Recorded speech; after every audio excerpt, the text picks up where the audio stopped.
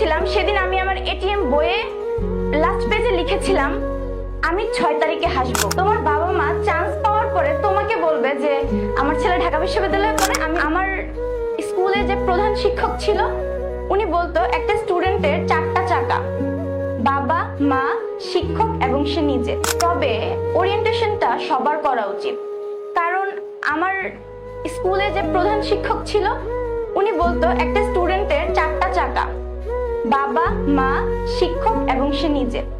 4টা চাকার যদি কোনো চাকা বিকল হয়ে যায় বা কোনো প্রবলেম হয় তাহলে সেই শিক্ষার্থী ভালোভাবে এগোতে পারে না। তো আমার মনে হয় স্যার এইটা ভেবেই ওরিয়েন্টেশনটা করে, কারণ 3-4টা মাস একটা স্টুডেন্ট শুধু পড়াশোনা করবে, তার আর কোনো কাজ নেই। তার বাকি যে কাজগুলো, তার যে নিড, সবকিছু বাবা মা এবং শিক্ষক পূরণ করবে। আর এটাই বোঝানো হয় ওরিয়েন্টেশনে। আমরা যদি সবাই চাই যে আমাদের পাস্টটা বদলে ফেলি, আমাদের পাস্টে যদি খারাপ কিছু থাকে আমরা সেগুলো বদলে, বা অনেকেই আছো ঢাকায় আগে পড়তে চেয়েছো কিন্তু পড়তে পারোনি, অনেকের ইচ্ছা থাকে যে ভিগার্নিসা, হলি ক্রস, তারপর হচ্ছে নটরডেম, এগুলো তো পড়বো, হয়তো বা অনেককে দেয়নি। তো এই কষ্টগুলো তোমরা যদি এখন দূর করে ফেলতে চাও, যে আমরা এত সবাই এখানে, আমি সবাইকে দেখলাম যে বাইরে ছেলে ঢাকার, এটা নিয়ে তোমরা কখনো মন খারাপ করবে না।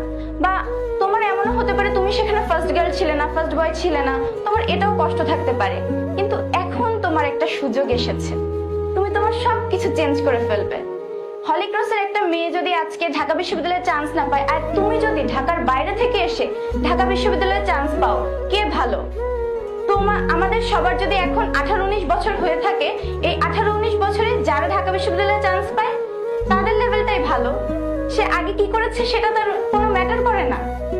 তো তোমার নিজের আইডেন্টিটি, তোমার বাবা মা আগে বলতো, তুমি আগে বলতে যে আমি অমুকের ছেলে, অমুকের মেয়ে।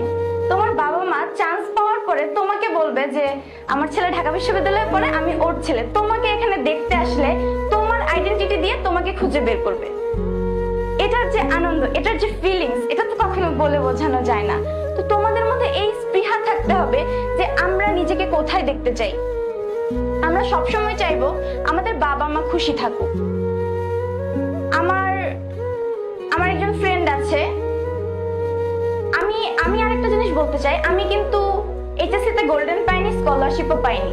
আমার একজন ফ্রেন্ড ছিল, সে এমন রেজাল্ট করেছে এইচএসসির পরে তার ঢাবিতেও সে পরীক্ষা দিতে পারবে না, রাজশাহীতেও সে পরীক্ষা দিতে পারবে না। তো তার এই রেজাল্ট হওয়ার পরে আমি একদিন গিয়েছিলাম কার্জন হলে, বইমেলাতে। তো বইমেলাতে যাওয়ার সময় কার্জন হলে গিয়েছিলাম। তো ও জানে যে ও এক্সাম দিতে পারবে না এবং আমি দিতে পারবো। আমরা 3জন গিয়েছিলাম, 3জন ছবি তুলছিলাম। তো ও এমন ভাবে কার্জন হলের দিকে তাকাচ্ছিল, ওকে দেখে আমার মনে হচ্ছিল ও যদি কোনোভাবে এক্সাম দিতে পারতো, ও দুনিয়ার সবকিছু টপকে ফার্স্ট হয়ে যেত। তার ভেতরে এমন একটা স্পৃহা ছিল। মানে তোমাদের যদি ওই লাল বিল্ডিং, লাল বাস এগুলো দেখার পরে নিজের মধ্যে ইন্সপিরেশন কাজ না করে, পড়াশোনার ইন্সপিরেশন কাজ না করে, তোমরা যদি বাইরে একটু ঘোরাঘুরি করো বা মনে করো ফোন টিপলা, তাহলে তো হবে না। তোমাদের মধ্যে এই ইন্সপিরেশন থাকতে হবে যে ওইটাকে আমার লাগবেই, ওটা ছাড়া আমার কিছু নেই। আর তোমাদের যদি এইচএসসি রেজাল্ট কোনোভাবে খারাপ হয়, তোমরা এটা নিয়ে কখনোই মন খারাপ করবে না। তোমরা যদি এটা নিয়ে একটা মিনিট টাইম ওয়েস্ট করো, তোমার ওই টাইমটাই গেল। আমার যেদিন রেজাল্ট হয়েছিল সেদিন আমি কান্না করেছিলাম। তো আর যেদিন ঢাকা ইউনিভার্সিটির রেজাল্ট হলো সেদিন আমি হেসেছি। আমি যেদিন কান্না করেছিলাম সেদিন আমি আমার এটিএম বইয়ে লাস্ট পেজে লিখেছিলাম আমি 6 তারিখে হাসবো। এটা আমার লাস্ট পেজে লেখা ছিল। 6 তারিখে যদিও আমি হাসতে পারিনি, আমার মনে হয়েছিল আমার এক্সাম খারাপ হয়েছে, চান্স পাবো না। আমি আমার রেজাল্টের দিন হেসেছিলাম।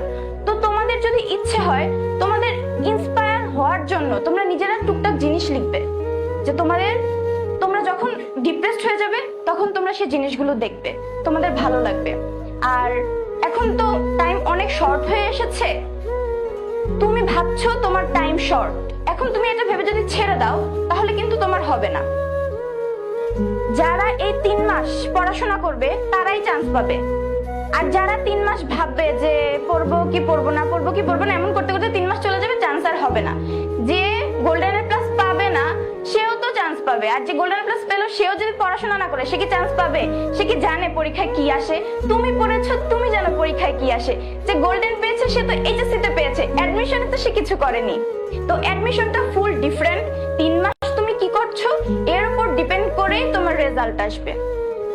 তো আমি বলবো বাইরে থেকে এসেছো, অনেক কিছু নতুন লাগবে, এসব এসব কোনো কিছু করো না। তোমার নতুন কিছুর এক্সপিরিয়েন্স করার দরকার নেই। আজকে এসেছো, হোস্টেল বা বাসা নিয়েছো, হোস্টেল থেকে আসবে, ক্লাস করবে, বাসায় যে নিজে পার্সোনালি 8 ঘন্টা রাখবে। 8 ঘন্টার মধ্যে এখানে যদি ম্যাক্সিমাম বি ইউনিট থাকে, তো বাংলা ইংলিশ 3 ঘন্টা, বাংলা 2.5 ঘন্টা, জিকে 2.5 ঘন্টা, এভাবে পড়াশোনা শুরু করবে। আর প্রত্যেকটা দিনের লেকচার শিট প্রতিদিন শেষ করবে। আর তোমাদের মধ্যে এই একটা প্রবণতা থাকে যে ইউসিসি তে যাচ্ছি, আমার কয়েকটা ফ্রেন্ড ক্লাসে যাচ্ছে, প্রথমে সবাই সিরিয়াস থাকে, পরে অনেকে ভাবে কি যে হবে কি হবে না, তো যাব না। এই জিনিসটা করবে না, নিজের উপর কনফিডেন্স রাখবে, নিজে সিরিয়াস হবে। তোমার ফ্রেন্ড কি করলো এটা তো তোমার দেখার বিষয় না। তোমার ফ্রেন্ড দেখে লিখছে, তোমার ফ্রেন্ড ফোন টিপে গুগল থেকে বের করে জিকের অ্যান্সার করে দিচ্ছে, তোমাকে কি 1 ঘন্টা 30 মিনিটে দিবে ফোন নেওয়ার জন্য? তুমি যে এখন এটা করছো, আমার অনেক ফ্রেন্ড ছিল তারা করেছে, তারা কি চান্স পেয়েছে? আমি কখনোই পরীক্ষার হলে ফোন নিয়ে ঢুকিনি। এখন বাইরে থাকো, ফোন নিয়ে ঢুকতে হয়, অনেক কিছুই আছে, কিন্তু সবকিছু নিজের কাছে। টিচার তোমাকে কতটুকু দিবে? টিচার তোমাকে দিবে, তোমাকে নিতে হবে। তো আমি একটা জিনিস বলবো, তোমরা যখন মডেল টেস্ট গুলো দিবে তখন তোমরা একদম সিরিয়াস 1 ঘন্টা 30 মিনিট নিজের পরীক্ষার হল মনে করে দিবে। ঢাবির পরীক্ষার হল, কে কি করলো, কে দেখে লিখছে, কে খাতা দিয়ে চলে যাচ্ছে, এসব দেখবে না। আর নিজের পড়াশোনা নিজেকেই করতে হবে, কেউ তোমাকে খাইয়ে দিবে না। টিচার তোমাকে গাইডলাইন দিবে, টিচার তোমাকে ইনস্ট্রুমেন্ট দিবে, তোমার মাথার ভিতরে ঢোকানোর দায়িত্ব তোমার। তোমার বাবা মা এটুকু করতে পারে, তোমার টাকা পয়সা লাগলে হেল্প করতে পারে, তোমার আম্মু তোমাকে খাইয়ে দিতে পারে, একটু রান্না করে দিতে পারে, এটুকুই। সে তোমাকে পড়াশোনা পড়িয়ে দিবে না, তোমার পড়া নিজেকেই পড়তে হবে। ঘুম, ঘোরাঘুরি সব বাদ দিয়ে নিজের বাবা মা কত কষ্ট করে তোমার জন্য, তোমার আম্মু যে কাজটা করে জাস্ট ফর ইউ, তোমার আম্মু তোমার জন্য রেস্ট করে না, এই জিনিসটা তোমাকে বুঝতে হবে।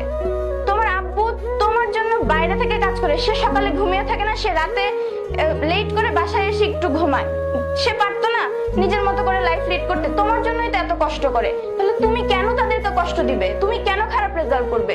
তোমার মধ্যে ইন্সপিরেশন থাকতে হবে। তোমার তো কোনো অধিকার নেই তাদের চোখের পানি ফেলানোর, তোমার একটা অধিকার আছে তাদের মুখে হাসি ফোটানোর। তো তোমরা এই জিনিসটা ট্রাই করবে, রেজাল্টের মাধ্যমে তাদের মুখে হাসি ফোটাতে। তারা তোমার কাছে টাকা পয়সা চায় না, তারা একটা জিনিস চায়, আমার ছেলে মেয়ে ভালো বিশ্ববিদ্যালয়ে পড়ুক, ভালো একটা কিছু করুক, আমি যেন বুক ফুলিয়ে আমার আশেপাশে আমার প্রতিবেশীদের কাছে কিছু বলতে পারি। আমি আর কথা বাড়াবো না, তোমাদের কাছে এটাই অনুরোধ থাকবে, কালকে থেকে ক্লাস শুরু হবে, টিচারদের কথা শুনবে, নিজে বন্ধু বান্ধবদের কথা না শুনে নিজের মতো করে পড়াশোনা করবে। তোমাদের শুভকামনা জানিয়ে আমি আমার বক্তব্য এখানে শেষ করছি। ইনশাআল্লাহ ক্যাম্পাসে দেখা হবে বিজয়। সবাইকে আসসালামু আলাইকুম।